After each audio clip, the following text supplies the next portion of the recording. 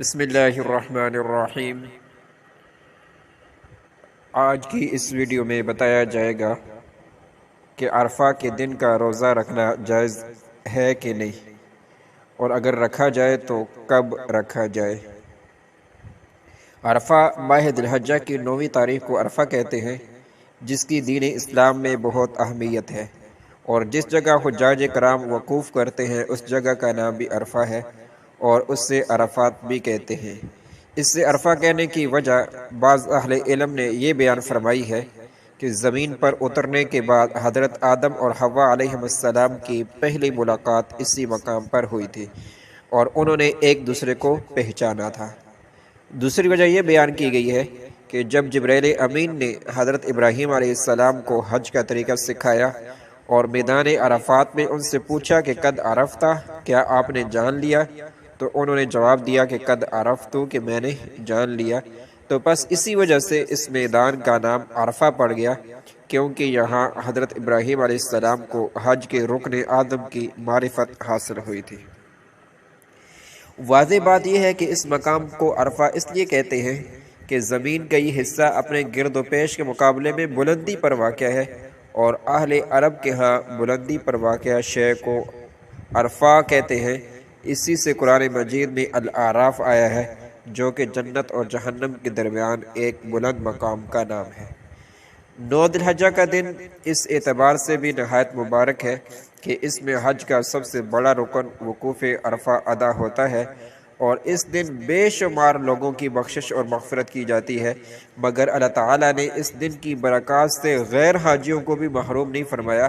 اس دن روزے کی عظیم الشان فضیلت مقرر کر کے سب کو اس دن کی فضیلت سے اپنی شان کے مطابق مستفید ہونے کا موقع عنایت فرمایا۔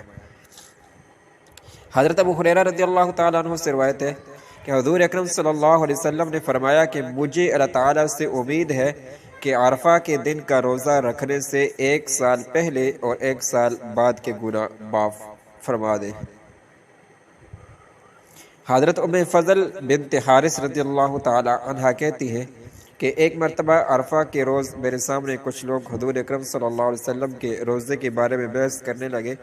بعض لوگ تو کہہ رہے تھے کہ آپ صلی اللہ علیہ وسلم آج روزہ سے ہیں، اور بعض لوگوں کا یہ کہنا تھا کہ آپ صلی اللہ علیہ وسلم آج روزے سے نہیں ہیں۔ تو یہ دیکھ کر میں نے دودھ کا ایک پیالہ آپ صلی اللہ علیہ وسلم کے پاس بھیجا۔ آپ اس وقت میدان عرفات میں اپنے اونٹ پر کھڑے تھے، چنانچہ آپ صلی اللہ علیہ وسلم نے وہ دودھ لے کر پی لیا۔ فائدہ: حضرت ام فضل رضی اللہ تعالی عنہ حضرت عباس رضی اللہ تعالی عنہ کی زوجہ محترمہ اور حضور صلی اللہ علیہ وسلم کی چچی سمجھدار خاتون تھی۔ انہوں نے ایسا طریقہ اختیار فرمایا کہ جس سے معلوم ہو جائے کہ حضور اکرم صلی اللہ علیہ وسلم روزے سے ہیں یا نہیں، کیونکہ بسا اوقات پوچھنے میں تکلیف ہوتی ہے۔ تو انہوں نے دودھ پیش کیا اور آپ صلی اللہ علیہ وسلم نے قبول فرما کر نوش فرمایا۔ چنانچہ اس روایت سے معلوم ہوتا ہے کہ عرفہ کے دن روزہ رکھنا حج کرنے والے کے لیے تو مسنون نہیں ہے، البتہ دوسرے لوگوں کے لیے مسنون ہے۔ حضرت ابو ہریرہ رضی اللہ تعالیٰ عنہ نقل کرتے ہیں کہ حضور اکرم صلی اللہ علیہ وسلم نے عرفات میں عرفہ کے دن روزہ رکھنے سے منع فرمایا ہے۔ فائدہ: اس کی وجہ یہ ہے کہ حج انتہائی دشوار اور مشقت سے بھرپور عبادت ہے، جس میں امور حج کی ادائیگی کے لیے حجاج کو ہجوم میں بہت زیادہ پیدل چلنا پڑتا ہے، اور مختلف مناسک حج ادا کرتے ہوئے وہ شدید تھکاوٹ اور نکاہت میں مبتلا ہو جاتا ہے، جبکہ وقوف عرفہ میں حاجی کی اصل عبادت یہ ہے کہ وہ اس وقت کو خوب ذکر و اذکار، استغفار، گرہ وزاری، انتہائی تضرع اور عاجزی کے ساتھ دعاؤں میں گزارے۔ بس اگر حاجی روزے سے ہوگا تو وہ ان عبادات کو کما حقہ ادا نہیں کر پائے گا۔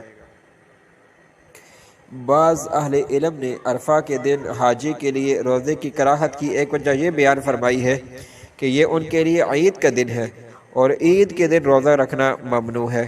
چنانچہ حضرت عقبہ بن عامر رضی اللہ تعالی عنہ بیان کرتے ہیں کہ نبی صلی اللہ علیہ وسلم نے فرمایا کہ یوم عرفہ، یوم نحر اور ایام تشریق ہم اہل اسلام کی عید اور کھانے پینے کے دن ہیں۔